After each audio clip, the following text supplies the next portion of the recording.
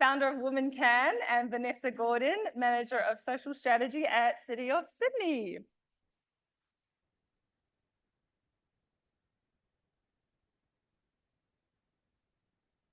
This is a different microphone. So should we all do a little test? Does this work? It works. It's perfect. I don't know if this is working. Yes, it's brilliant. So thank you for that intro, Rewa, and also thank you to Rewa for being the origin story of this session.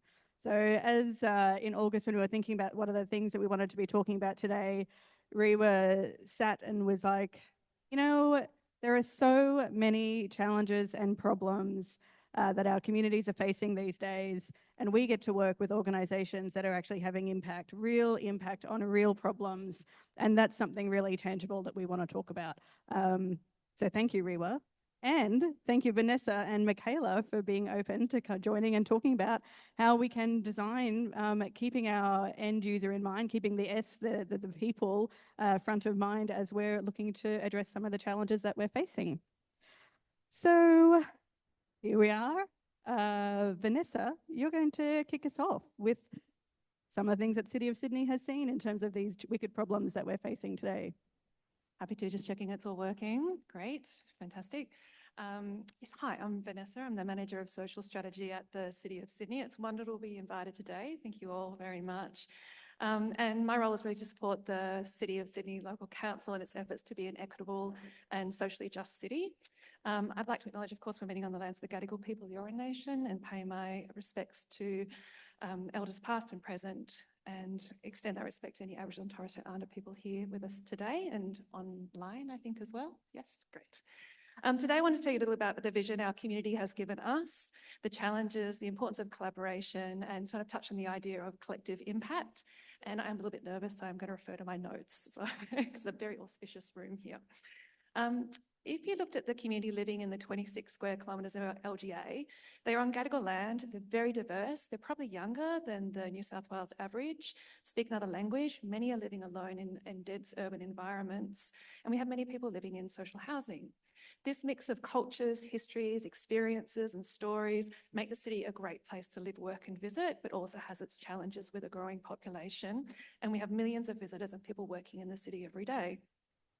It's also home to one of Australia's largest economies and the country's global gateway. So it's quite an interesting mix of and different temperatures in the city as you move around it.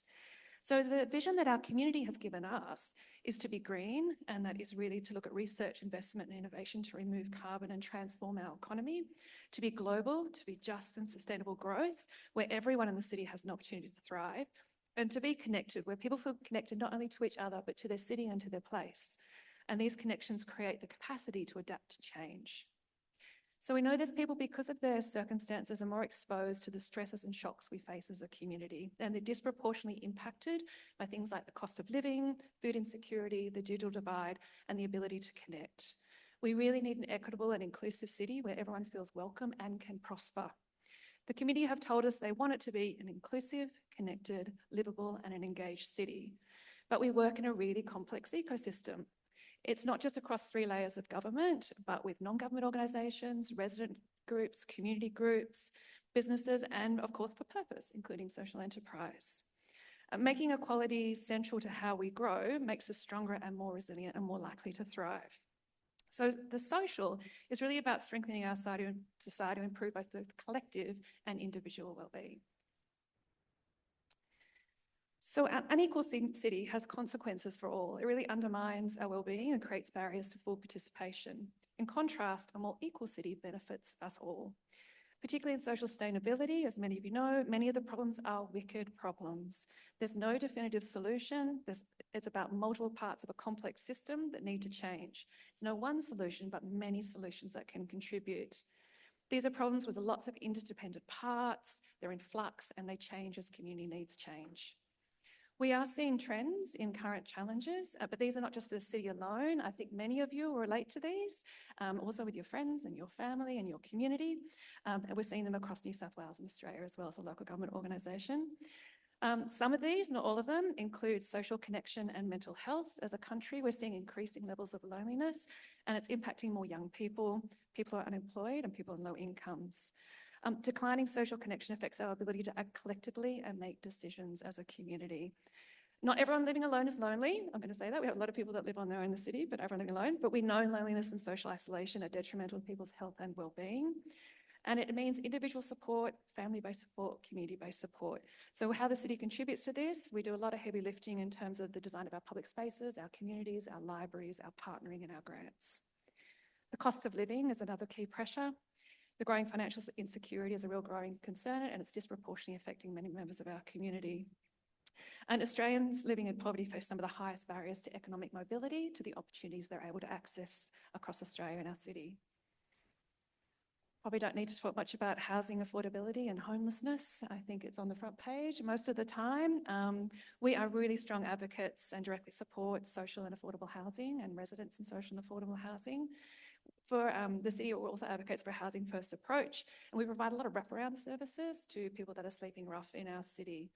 I think we saw the unprecedented levels of state government and local and business and community support during the pandemic. You're able to reduce homelessness, but temporary interventions only have temporary impacts. Access to affordable and nutritious food. Food Bank and other surveys have shown the extent of people going without or reducing the amount of quality of food they can access. We have some really great food relief and support grants that I believe started during COVID and continue to roll out. But we need a food system that's responsive across waste, distribution, and equity through food relief, but is done with dignity, done with dignity and is culturally appropriate. Access and confidence in the digital world, and Lawrence, I think some of your insights were amazing. Thank you. Incredibly enabling and accelerating, but technology is this great enabler, but there's a risk of a widening divide. And then health and perception of safety. We really look at the social determinants of health, all those non-medical factors like income, education, food security, the environment, and social inclusion. Although our life expectancy has increased, maybe our perception of our quality of life as we're getting older has not met that increase. And safety, our perception of safety is so key. It affects our mobility and is particularly affecting women and girls and people of diverse sexualities and genders in our city. It impacts, your perception of safety impacts where you go and how you move around the city. So it's really key. So if we have a look at one of these cross sections of groups and how local governments and business work together as well, including social enterprise, we did do some engagement a couple of years ago with social enterprise and other business. And the feedback really was the city should not just support the creation of new ideas, but also provide the environment to incubate those new ideas as well. It's about how our cities work as an ecosystem, walkable green streets, public spaces to connect, places to be, and opportunities to collaborate and network. So we do have a social enterprise report and a direction that we work towards. This is where we advocate, we raise awareness for the sector, we foster and build capacity, and we also participate through a lot of our grants. In the past, we've partnered with the Social Enterprise Council to host a local hub, the International Social Enterprise World Forum. We're a member of the Impact Ecosystems Network that's come out of Amsterdam.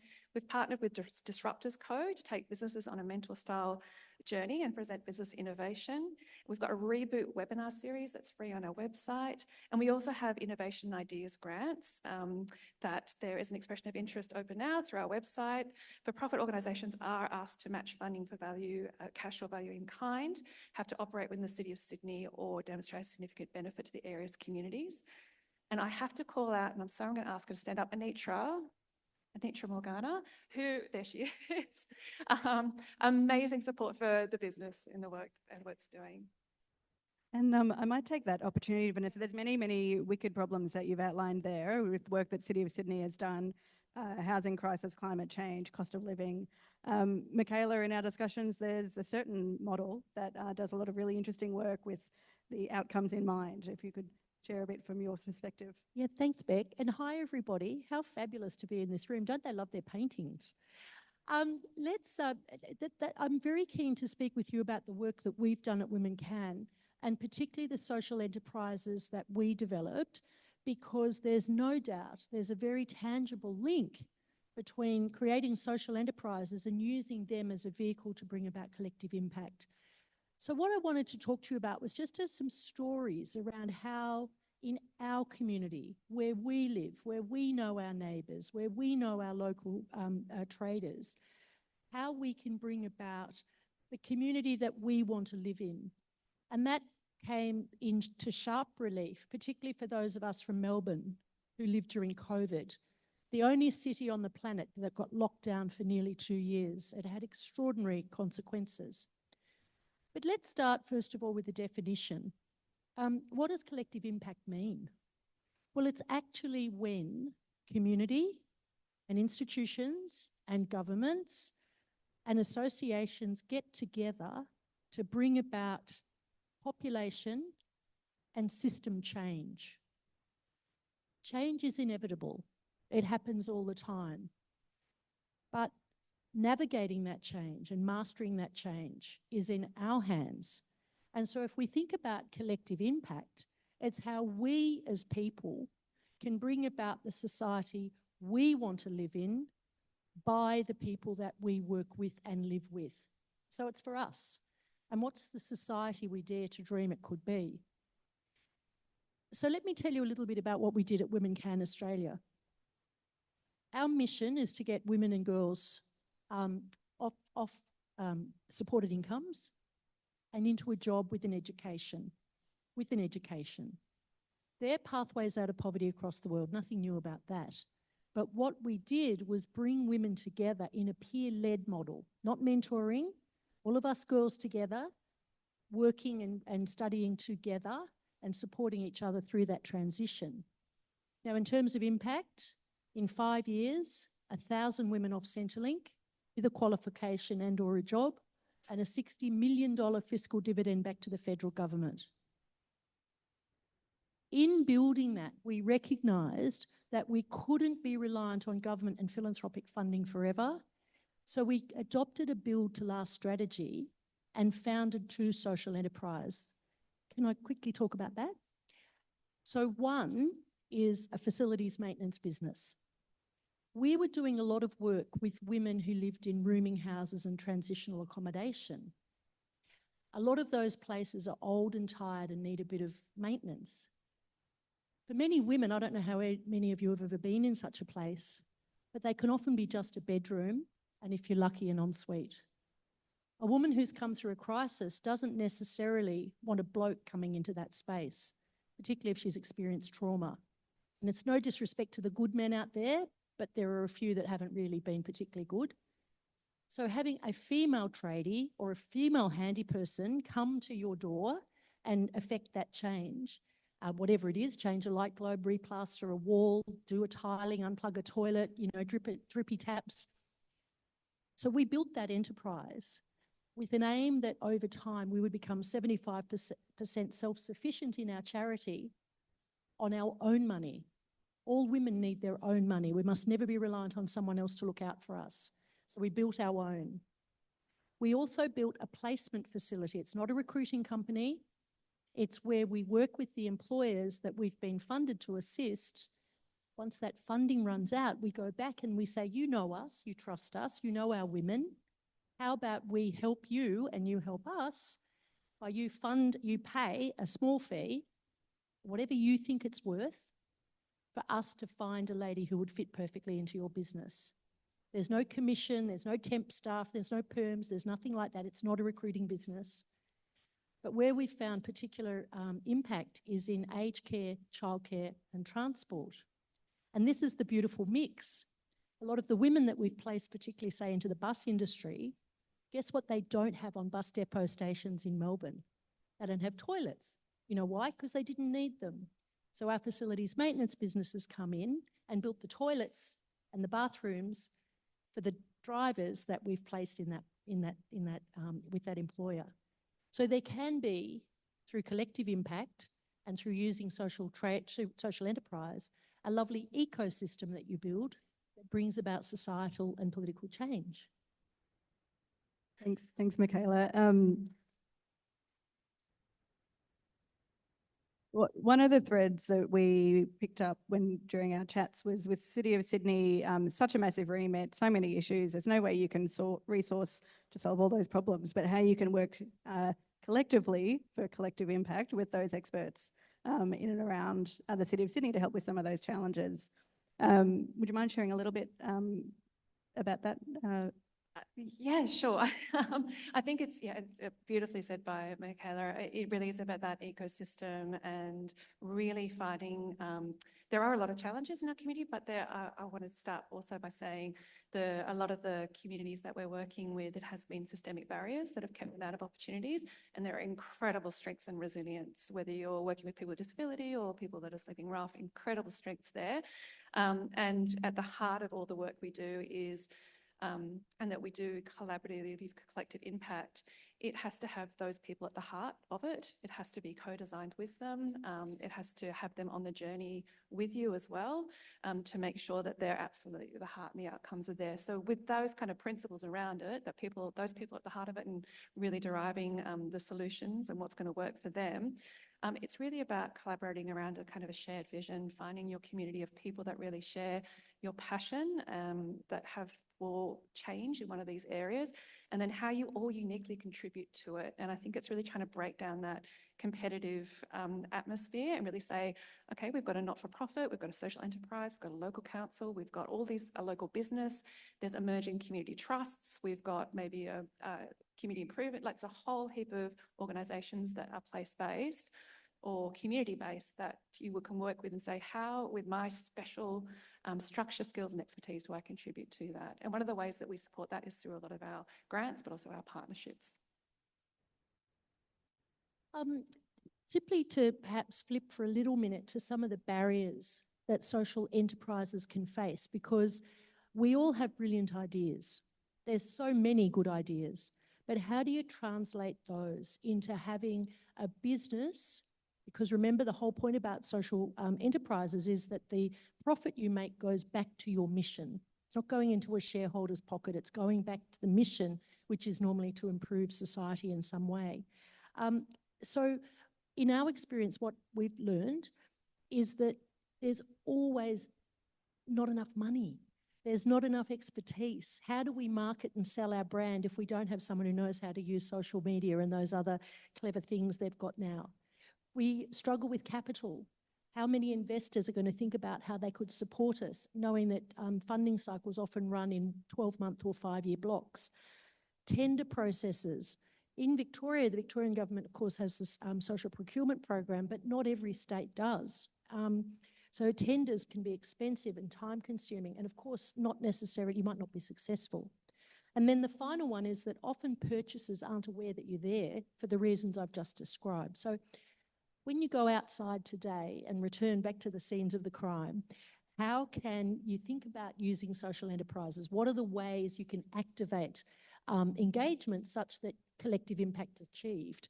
And the first one is, if you have a need for something to be done, don't think automatically of large corporates.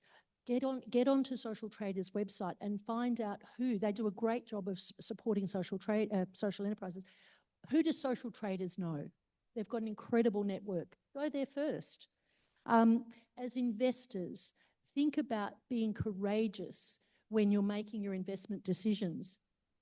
Think about ways that you can do equity crowdfunding as opposed to crowdfunding. Think about ways that your purchase decision or investment decision is going to impact society in a better way, not just a return on profit, which of course is very important, but there are other drivers of success.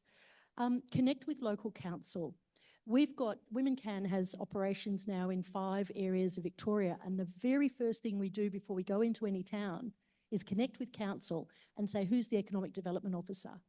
They know everything that moves in that LGA. The other thing is networking. It sounds funny, and for people who are introverted, that can be really tricky. For extroverts, they can take all the oxygen, but the middle ground, getting to know each other, swapping your details and your contacts, because none of us have got all the answers, but gee whiz, together we do. And then the final thing I would say is the certification process, and I'm not paid to make this advertisement, but it made a big difference to us. We're certified with Social Traders, and I can't begin to tell you what a difference it made. I was surprised, but people actually said, oh, you're Social Traders. So putting your brand with an association or other brand that's a strong brand, you get a reflected glory. And then the final thing is, let's think about our kids. Let's think about ways that we can introduce social enterprise or entrepreneurial thinking in the classroom. You never thought you'd hear that from a lawyer like me who's about 1 million years old. But if we can get young kids thinking about how can I set up my own little enterprise so that I can, make pocket money and contribute, why wouldn't we do that? And it's a lovely way to introduce children to enterprise and to building something to last. So they're probably the thoughts I'd like to share with you here today. Thank you. In our planning chats for this, we said there's so much to talk about. It's all really interesting, but we want more than a conversation. We want to have a provocation. So last comments from Vanessa and Mikaela on the call to this room full of converts, I might say. Vanessa, do you want to? I think it's a room full of deep expertise, skills and passion, and they're all things that are going to make the change into the future, but we can't do it alone. We really need to look at the strengths of all the organisations across in the ecosystem in our community as well. So really, I guess for me, it's about how, with your skills and expertise, what you're passionate about, who are your partners and who are you working with and how you can have that collective impact. I think there's a great word. It's a 4-letter word called talk. So talk and listen. And I want to finish with a little story. I, for whatever reason, ended up the president of my local Rotary club. Rotary sounds a bit old-fashioned, right? But it's actually kind of fun. And as part of that, I reached out to the local traders associations to connect, particularly in the area where I live, which is St Kilda, and we're now connecting with them. But here's how things can happen that you would never have imagined. Just to put you in the picture, St Kilda, the King's Cross of Melbourne, our 2 streets, Ackland and Fitzroy, are dying in the arse like you wouldn't believe. Like their shops are shutting, the homeless are in trouble, it's just a mess. So last Thursday, ring, ring, ring, ring, phone rings. Mikaela, would you and your group be interested as Rotarians in founding and running a community market in Fitzroy Street with a view to bringing community back in, give them a reason to come, get the local scouts and girl guides involved, get the local school involved, get the local groups involved, the local traders, so that the community has a reason to present and show up and buy their rhubarb and lemons and whatever else. They say if you have to buy lemons, you've got no friends. So ways to get community connection just through a simple, we heard about your work, can we get you together, can we build something here together? And I'm so thrilled that that's happening because the place is dead. And in fact, many would say, don't go there. So let's find a way to reinvigorate that community in something as simple as a community market. Thank you both. My call to action for this room is first a thanks to Vanessa and Mikaela for sharing your insights, the lessons that you've learned through the work that you do, but also the spirit that you brought to this topic. We were talking about designing with S in mind, S being the people. My call to this room of experienced converts in this social enterprise, social procurement space is who are you thinking about that isn't in this room that needs to understand the potential of social supplies and diverse supplies and what they can actually deliver, and how can we get better at actually designing with social supplier capability in mind so that we can get more outcomes together. That probably was the end of the sentence. To be honest, that's my call to action for everybody here. Mikaela, Vanessa, thank you very much. Perfect. Thanks, everyone.